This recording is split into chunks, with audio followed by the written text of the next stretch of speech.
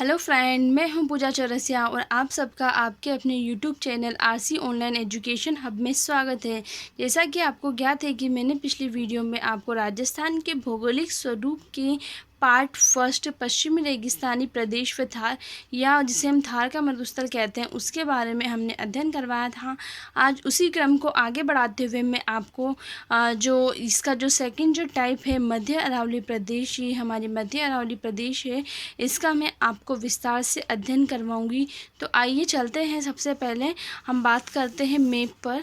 तो सबसे पहले अगर हम देखें कि मध्य अरावली पर्वतीय प्रदेश की मैप पर अगर हम इसकी बात करें तो ये हमारा जो उत्तरी पश्चिमी जो एरिया था वो पश्चिमी रेगिस्तानी प्रदेश था। उसके जस्ट बाद वाला जो एरिया जिसे हम मेंशन करते हैं, पहले हम देखते हैं कि जो ये हमारा डूंगरपुर है, उदयपुर, राजसमंद, भीलवाड़ा, अजमेर, जयपुर से दौसा और अलवर और भरतपुर की जो सीमा के बीच में है। पहले फिर से देखते हैं कि जो ये 9 जो हमने मेंशन की हुई है, ये डूंगरपुर है, डूंगरपुर, उदयपुर, राजसमंद, भीलवाड़ा, अजमेर, जयपुर, दौसा और ये अलवर। ठीक है। तो इस वाला जो ये इधर वाला पश्चिमी रेगिस्तानी प्रदेश वाला जो भाग है और इसके जस्ट बाद ये जो भाग है, ये जो है कौन सा है हमारा मध्यवर्ती अरावली पर्वतीय प्रदेश। ये मैंने मेंशन किया हुआ है कौन सा प्रदेश है, मध्य अरावली पर्वतीय प्रदेश है। ठीक। तो आइए हम इसकी विशेषताएं हैं उसके बारे में थोड़ी सी चर्चा कर लेते हैं। सबसे पहले मैं आपको बात करती हूँ कि ये जो प्रदेश है ये गोंडवाना लैंड का अवशेष था। जैसा कि हमने जो स्टार्टिंग में जो वीडियो बनाई थी उसमें हमने इसके बारे में चर्चा कर ली थी कि गोंडवाना लैंड का भाग कौन सा है और तैतीस सागर का भाग कौन सा है। ठीक है। उसके बाद मैं नेक्स्ट बात करती हूँ, ये विश्व का प्राचीनतम पर्वतमाला है, प्राचीनतम पर्वतमाला है विश्व की। ठीक है। और इसे अवशिष्ट पर्वतमाला के नाम से भी जानते हैं। किसे? इस मध्य अरावली पर्वतीय प्रदेश को अवशिष्ट पर्वतमाला के नाम से भी जानते हैं। अरावली का पूरा नाम आडावाला या आडावाला पर्वत है, आडावाल या आडावाला पर्वत है और इसका अर्थ है खड़ी सेना। ठीक है। इसका पुराना नाम क्या है? आडावाल या आडावाला पर्वत है ना, आडावाल या आडावाला पर्वत है ना। इसका अर्थ क्या हो गया? खड़ी सेना इसका अर्थ है। उसके बाद इसके क्षेत्रफल की हम बात करें तो अरावली का जो क्षेत्रफल है राजस्थान के कुल क्षेत्रफल का कितना प्रतिशत है? 9% है ना। अरावली का जो क्षेत्रफल राजस्थान के कुल क्षेत्रफल का 9%, ये हम कह सकते हैं कि जो अरावली का जो क्षेत्रफल है वो 9% है। अगर जनसंख्या की बात करें तो यहाँ पर अगर हम बात करें तो संपूर्ण राजस्थान की जनसंख्या का 10% जो जनसंख्या निवास करती है ना। जितनी भी संपूर्ण राजस्थान की जो जनसंख्या उसका 10% जो है वो हमारे अरावली पर्वतीय प्रदेश में निवास करती है। हम थोड़ा सा अगर ये देखें कि इसमें क्षेत्रफल और जनसंख्या की बात आ रही है तो क्षेत्रफल 9% और जनसंख्या 10% है ना। तो 9-10 का रेशियो याद रखना। ठीक। उसके बाद हम बात करें राजस्थान के उत्तर पूर्व में झुंझुनू जिले के खेतड़ी से प्रारंभ होकर दक्षिणी पश्चिम के खेड़ ब्रह्मा सिरोही तक ये विस्तृत है। हम ये देखेंगे अरावली पर्वत कहाँ से कहाँ पर स्थित है, तो राजस्थान का उत्तर पूर्व, ये हमारा उत्तर और ये पूर्व है ना। राजस्थान के उत्तर पूर्व में ये झुंझुनू जिला है। झुंझुनू जिले की खेतड़ी से प्रारंभ होकर कहाँ तक? दक्षिणी पश्चिम में, ये दक्षिणी पश्चिम है। दक्षिणी पश्चिम में खेड़ ब्रह्मा सिरोही तक, तो ये खेड़ ब्रह्मा सिरोही के अंदर है। खेड़ ब्रह्मा सिरोही तक जो है ये अरावली पर्वत जो है वो फैला हुआ है। ठीक है। इसके बाद नेक्स्ट बात करते हैं इसकी कुल लंबाई की। अगर इसकी कुल लंबाई अगर हम देखते हैं भारत के रिगार्डिंग तो इसकी जो कुल लंबाई है 692 किलोमीटर है। ठीक है। लेकिन अगर राजस्थान की यहाँ पर हम बात करें, राजस्थान में इसकी लंबाई कितनी है, तो इसकी लंबाई है 550 किलोमीटर। कितनी है? 550 किलोमीटर है। ठीक। उसके बाद हम बात करते हैं वर्षा का वार्षिक औसत। अगर हम बात करें कि सर्वाधिक वर्षा अगर होती है राजस्थान में तो वो अरावली पर्वतीय प्रदेश में ही होती है, हम ये कह सकते हैं। या इसका जो वार्षिक औसत है वो 50 से 90 सेंटीमीटर रहता है। मतलब सर्वाधिक वर्षा तो नहीं, लेकिन यहाँ का जो औसत वर्षा है वह 50 से 90 सेंटीमीटर रहती है यहाँ पर। ठीक है, औसत वर्षा। ठीक। उसके बाद हम बात करेंगे अरावली में राजस्थान की सर्वाधिक वर्षा, वही आ गई सर्वाधिक सर्वाधिक वर्षा वो सघन वनस्पति पाई जाती है, ठीक है। वर्षा भी सघन अधिक होती है और वनस्पति भी सघन होती है, ठीक है। सर्वाधिक वर्षा और वनस्पति भी यहाँ पर सघन पाई जाती है, ठीक। उसके बाद अगर हम बात करें खनिजों के भंडार की, तो राजस्थान में जो खनिजों के भंडार भी पाए जाते हैं, है ना। राजस्थान का खनिजों के भंडार भी इसी प्रदेश में मिलते हैं, है ना। कौन सा प्रदेश? अरावली पर्वतीय प्रदेश है, उसमें राजस्थान में जो सर्वाधिक जो खनिज भंडार भी यहीं पाए जाते हैं, ठीक। अरावली का सर्वाधिक विस्तार, अगर हम इसके सर्वाधिक विस्तार की अगर बात करें, सर्वाधिक और न्यूनतम विस्तार की बात करें, तो सर्वाधिक विस्तार है उदयपुर में। सर्वाधिक विस्तार कहाँ पर है? उदयपुर में है। उसके बाद न्यूनतम विस्तार की बात करें, अरावली का न्यूनतम विस्तार कहाँ पर है? तो वो कहाँ पर है? अजमेर में, ठीक है। सर्वाधिक उदयपुर और न्यूनतम अजमेर में इसका विस्तार है। विस्तार मतलब जो फैली हुई है, ठीक। उसके बाद अगर हम थोड़े से इसके जिलों पर नज़र डालें, तो इसके जो ज़िले हैं सिरोही, राजसमंद, उदयपुर, अजमेर, सीकर, झुंझुनू, जयपुर, दौसा, अलवर, ठीक है। मैप पर आइए, कौन कौन से हैं? ये हमारा सिरोही है, उदयपुर है, राजसमंद है ना, राजसमंद के बाद ये उदयपुर हो गया, उदयपुर के बाद अजमेर, अजमेर के बाद सीकर, झुंझुनू है ना, और जयपुर, दौसा और अलवर, ठीक है। तो ये हमारे इसके ज़िले हो गए, ठीक। तो ये इसकी विशेषता थी, ठीक। अब इसको हम देखेंगे कि जो मध्यवर्ती अरावली पर्वतीय प्रदेश है, इसको हमने 4 टाइप में डिवाइड किया हुआ है, ठीक है। कितने टाइप में डिवाइड किया हुआ है? 4 टाइप में डिवाइड किया हुआ है। तो 4 टाइप कौन कौन से हैं हम इसमें देखते हैं, ठीक है। मध्यवर्ती अरावली पर्वतीय प्रदेश सामान्यतः अरावली पर्वतमाला को 4 भागों में विभाजित किया गया है ना। कितने भागों में? 4 भागों में विभाजित किया गया है। तो सबसे पहले हम बात करते हैं कौन कौन से भाग है, कौन सा फर्स्ट भाग है। तो पहले हम देखते हैं कौन कौन से भाग है। तो पहला है उत्तरी पूर्वी पहाड़ी प्रदेश। कौन सा है? उत्तरी पूर्वी पहाड़ी प्रदेश। दूसरा हम देखेंगे मध्य अरावली प्रदेश। दूसरा कौन सा है? मध्य अरावली प्रदेश। तीसरा है मेवाड़ पहाड़ियाँ। तीसरा कौन सा है? मेवाड़ पहाड़ियाँ हैं। उसके बाद चौथा है आबू पर्वत खंड। चौथा आबू पर्वत खंड। फिर से देखते हैं फटाफट से। पहला है उत्तरी पूर्वी पहाड़ी प्रदेश, दूसरा मध्य अरावली प्रदेश, तीसरा मेवाड़ पहाड़ियाँ और चौथा आबू पर्वत खंड है, ठीक है। तो इनको विस्तार से थोड़ा सा चर्चा कर लेते हैं इसके बारे में। पहला उत्तरी पूर्वी पहाड़ी प्रदेश की अगर हम बात करें, तो इसका विस्तार की अगर हम बात करेंगे, सीकर, झुंझुनू, अलवर, दौसा में इसका विस्तार है। जैसा कि मैंने यहाँ मेंशन किया हुआ है ना, झुंझुनू, सीकर है ना, दौसा और अलवर।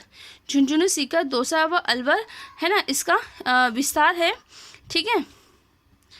मैं थोड़ा सा यहाँ मेंशन कर देती हूँ। ये झुंझुनू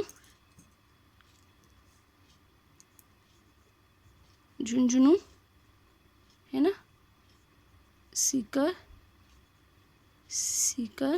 ऐसा ही, और ये दौसा डी, और ये वाला जो पोर्शन है, ये वाला, ये अलवर, ठीक है।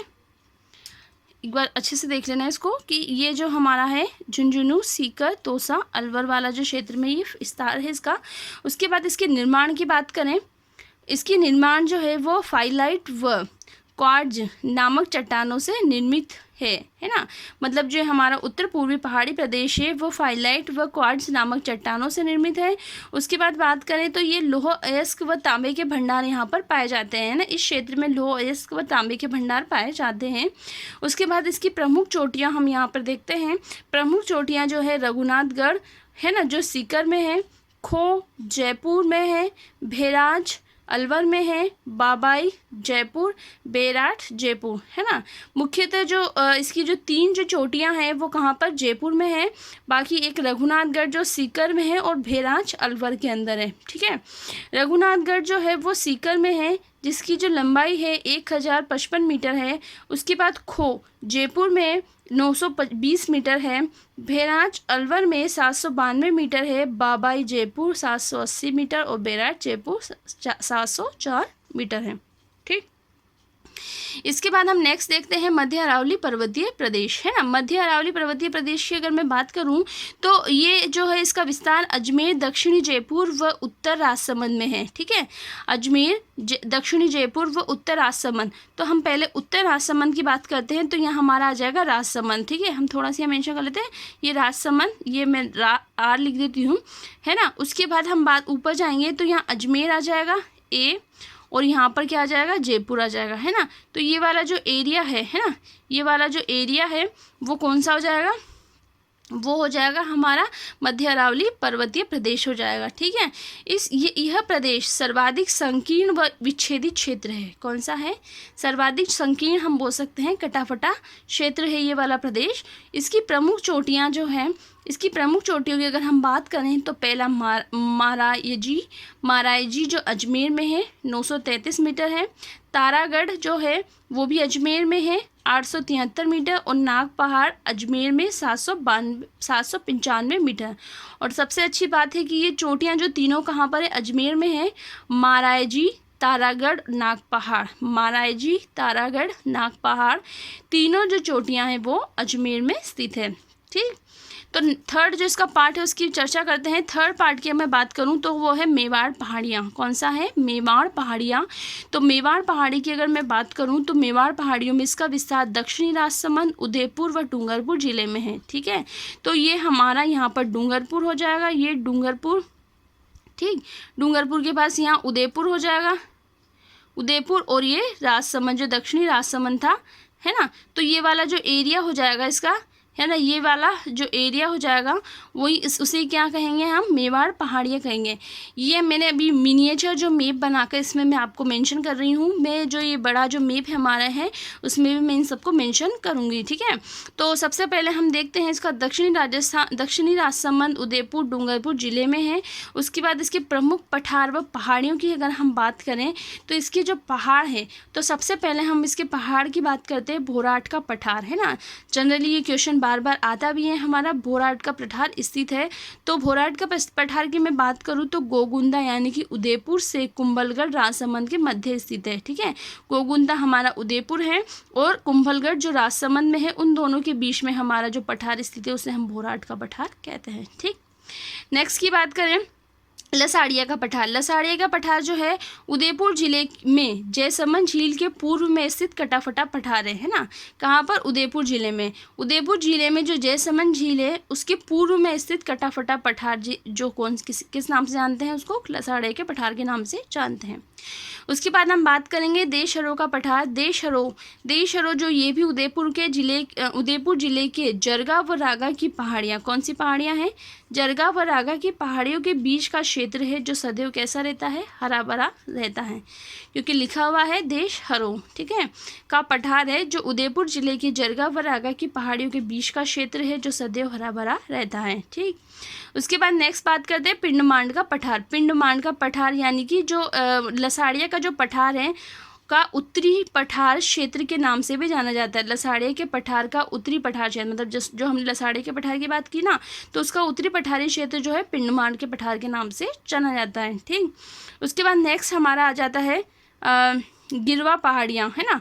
ये गिरवा पहाड़ियाँ इधर का मैंने इधर मेंशन कर दिया, गिरवा पहाड़ियाँ हैं। तो ये भी उदयपुर शहर के चारों ओर पाई जाने वाली तस्तरी नुमा पहाड़ियाँ हैं। उदयपुर शहर के चारों ओर पाई जाने वाली तस्तरी नुमा, ऐसे है ना, तस्तरी नुमा पहाड़ियाँ हैं। कौन, गिरवा पहाड़ियाँ। ठीक, नेक्स्ट पर अगर हम बात करें आबू पर्वत खंड की, तो आबू पर्वत खंड का जो विस्तार है वो माउंट आबू के क्षेत्र सिरोही में पाया जाता है। केवल कहाँ पर, केवल सिरोही में ही इसका विस्तार पाया जाएगा। हम यहाँ मेंशन कर देते हैं, सिरोही में ही केवल इसका विस्तार पाया जाता है, माउंट आबू के क्षेत्र सिरोही में, किसका, आबू पर्वत खंड का। उसके बाद यह प्रदेश सर्वाधिक जैव विविधता वाला प्रदेश है। सर्वाधिक जैव विविधता जो है इसी माउंट आबू या आबू पर्वत खंड में पाई जाती है। उपोष्ण कटिबंधीय सदाबहार वन भी यहीं पे मिलते हैं, उपोष्ण कटिबंधीय सदाबहार वन। उसके बाद हम बात करें अति आर्द्र जलवायु, यहाँ की जलवायु कैसी है, अति आर्द्र जलवायु है। और साथ ही साथ यहाँ पर एक महत्वपूर्ण चीज़ डिकिलपटेरा आबू एंसिस, है ना, डिकिलपटेरा आबू एंसिस नामक वनस्पति पाई जाती है, जिसे स्थानीय भाषा में हम क्या बोलते हैं, अंबरतरी। जिसे स्थानीय भाषा में अंबरतरी कहते हैं, किसको, डिकिलपटेरा आबू एंसिस को, है ना। स्थानीय भाषा में क्या है, अंबरतरी कहते हैं, जो एक प्रकार की वनस्पति है। ठीक, उसके बाद हम थोड़ा सा और चर्चा कर लेते हैं नक्की झील। यहाँ पर माउंट आबू, जो ये आबू पर्वत खंड है उसमें कौन सी झील, नक्की झील है, जिसका निर्माण क्रेटर व कोल्डेरा झील, मतलब इसे हम ये कह सकते हैं कि इसे क्रेटर व कोल्डेरा झील भी कहते हैं, ठीक है ना। नक्की झील को, इसके छोटे रूप को क्रेटर और बड़े रूप को कोल्डेरा झील कहते हैं।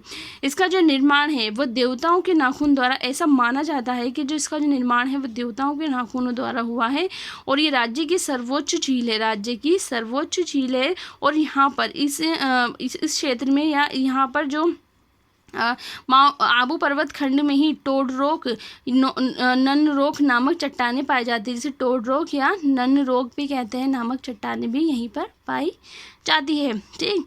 इसके बाद हम थोड़ा सा इसकी प्रमुख चोटियों को देख लेते हैं एक बार। इसकी जो प्रमुख जो चोटियां हैं उसकी हम चर्चा करें तो गुरु शिखर है ना, गुरु शिखर जो कहाँ पर है, सिरोही में है। गुरु शिखर जो सिरोही में है 1727 मीटर ऊंची है। उसके बाद शेर है जो सिरोही में है वो 1597 मीटर है। देलवाड़ा सिरोही में 1442 मीटर है। जरगा उदयपुर में 1431 मीटर है। अचलगढ़ सिरोही में 1380 मीटर है। कुंभलगढ़ राजसमंद में 1224 मीटर है। रघुनाथगढ़ सीकर में 1055 मीटर है। टाटगढ़ अजमेर 933 मीटर है। तारागढ़ अजमेर 873 मीटर है, ठीक है। तो इसकी जो प्रमुख चोटियां के बारे में था और थोड़ी सी एक छोटी सी ट्रिक मैंने बनाई है, तो उसको देख लेते हैं एक बार कि इसकी जो ट्रिक है, गुरु से दे जल अचल कुंभ। क्या, गुरु से दे जल अचल कुंभ। हम याद करने के तरीके से इसको दे का ले भी पढ़ सकते हैं, ताकि हमें ध्यान रखना है कि लेना है, देना है, ठीक है। तो गुरु से दे या ले बोल सकते हैं, जल अचल कुंभ। तो गुरु से क्या हो गया, गुरु शिखर हो गया, से शेर हो गया, दे से देलवाड़ा हो गया, जल है ना, जल का जर है ना, तो जरगा हो गया, अचलगढ़, कुंभ का कुंभलगढ़। तो गुरु से दे जल या जर अचल कुंभ। तो ऐसे करके हमें इसकी ट्रिक याद रखनी है, ठीक है। तो इसकी अगर हम बात करें, जो ये हमारे जो उत्तरी पूर्वी पहाड़ी प्रदेश, मध्य अरावली, मेवाड़ पहाड़ी या आबू पर्वत खंड की, तो हम देखते हैं थोड़ा सा मैप पे कि कहाँ पर स्थित है।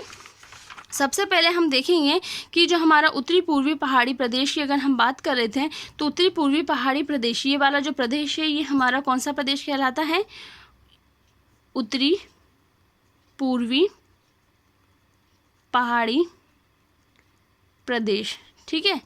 फिर उसके बाद हमने बात की थी मध्य अरावली की, है ना। तो मध्य अरावली वाला जो एरिया था, मध्य अरावली वाला एरिया था हमारा उत्तरी राजसमंद, अजमेर व दक्षिणी जयपुर की बात हुई थी। तो ये वाला जो एरिया हमारा है मध्य अरावली, मध्य पर्वतीय अरावली प्रदेश, ठीक है, ये है वो मध्य अरावली। नेक्स्ट उसके बाद जो है वो पठारी प्रदेश, दक्षिणी पूर्वी जो पठारी की अगर हम बात कर रहे थे, पठारी प्रदेश की अगर हम बात करेंगे तो पूर्वी पठारी की बात की थी हमने, तो उसमें आ जाता है हमारा डूंगरपुर आ गया था, है ना, उदयपुर और दक्षिणी राजसमंद। तो ये वाला जो एरिया है हमारा, हम ये बात कर सकते हैं, ये वाला जो एरिया है ये पठारी क्षेत्र है ना, पूर्वी पठारी क्षेत्र या पठारी क्षेत्र है ना। उसके बाद अगर हम बात करें, इसको अच्छे से मेंशन कर देती हूँ, पठारी। उसके बाद ये वाला जो क्षेत्र था ये आबू पर्वत खंड के उसको हम बोलते हैं ना। केवल ये जो हमारा सिरोही वाला पोर्शन है यही क्या कहलाता है, आबू पर्वत खंड। इसमें केवल क्या शामिल है, सिरोही जिला ही शामिल है। तो आप सबने ये जो मैंने आपको ये मध्यवर्ती अरावली पर्वतीय प्रदेश के बारे में समझाया, आई होप आपको ये सब समझ में आया हो। अगर आपको ये सब समझ में आया है तो प्लीज़ मेरी इस वीडियो को लाइक, शेयर व मेरी इस चैनल को सब्सक्राइब करें, ताकि नेक्स्ट आने वाली वीडियो का नोटिफिकेशन आपको मिल सके। और साथ ही साथ इसमें कमेंट भी कीजिए ताकि मुझे इस चीज़ का मोटिवेशन मिले। So thanks for watching this video.